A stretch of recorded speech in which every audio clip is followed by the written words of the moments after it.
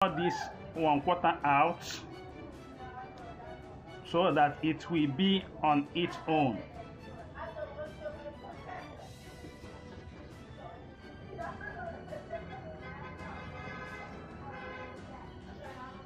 So I will give freehand curve.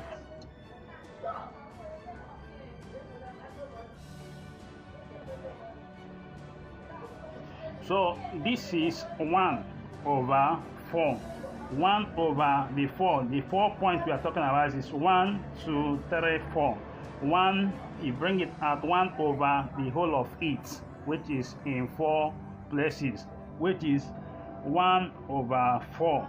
If we should check 1/4 with our calculator, we use our calculator to press 1/4. We have something like this, which is 0.0